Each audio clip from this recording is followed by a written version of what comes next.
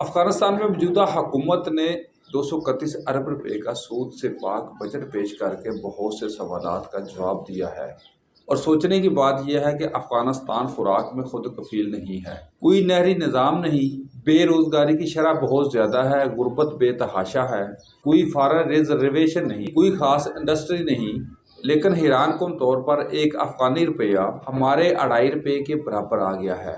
ایک ڈالر ہمارے 200 روپے کے برابر ہے، لیکن یہی ڈالر افغانستان میں 89 روپے کا ہے۔ شاید دونوں ممالک میں دو بہت بڑے فرق ہیں۔ ہمارے ہاں طوائف کی طرح ناچتی مشہور زمانہ جمہوریت ہے، جو اپنے ماتھے کے جھومر لوٹوں کے ساتھ ہمارے جوڑوں میں بیٹھ چکی ہے۔ افغانستان میں شرعی نظام ہے جو ایسی خرافات سے پاک ہے، اور دوسری بات ہمارے ہاں بے تحاشا کرپشن ہے، جبکہ افغانستان نے 12 سے 15 بڑے مگرمچھوں کو لٹکا کر اپنا بوجھ ہلکا کر لیا ہے۔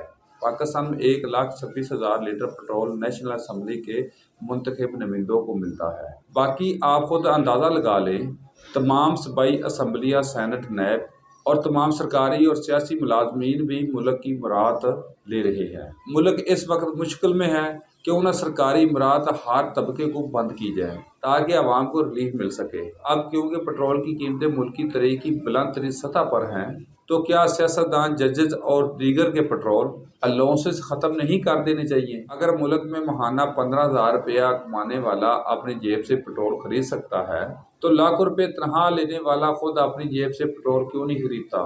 جتنے اسمبلی اور سرکاری دفاتر میں بیٹھے ہیں، کیوں نہ ان کا مفت پٹرول بند کر کے ملک کی سلامتی کو یقینی بنایا جائے۔ عوام ٹیکس دے دے کر مر گئی ہے، ایک ماچس خریدنے پر بھی ٹیکس دیا جاتا ہے، اور یہ غریب عوام کے پیسے کا ہر مہینے مفت پٹرول اڑاتے ہیں۔ تمام وزیروں، مشیروں اور سرکاری ملازمین کی تمام مراعات بند ہونی چاہیے۔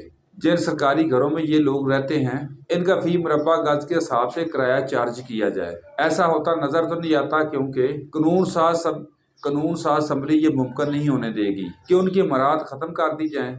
پھر بھی آواز اٹھانے میں کیا حرج ہے؟ ناظرین کرام، غور فرمائیے، پاکستان میں پٹرول 210 روپے لیٹر ہے، جبکہ افغانستان میں تقریباً 88 روپے لیٹر ہے۔ پاکستان میں ایک ڈالر تقریباً 200 روپے کا ہے اور افغانستان میں تقریباً 95 روپے کا ہے۔ اور یہ بات بھی ذہن نشین کر لیں کہ افغانستان نے دنیا کی سپر پاور سے 40 سال جنگ بھی لڑی۔ افغانستان میں مہنگائی نہ ہونے کی صرف یہی وجہ ہے کہ افغانستان کے حکمرانوں نے کوئی کرپشن نہیں کی۔ یاد رکھیں، جنگ آبادیوں کو تباہ کرتی ہے، جبکہ کرپشن نسلوں کو تباہ کرتی ہے۔ ناظرین کرام، آج کے ٹاپک کی طرف آنے سے پہلے ایک بریک دوبارہ حاضر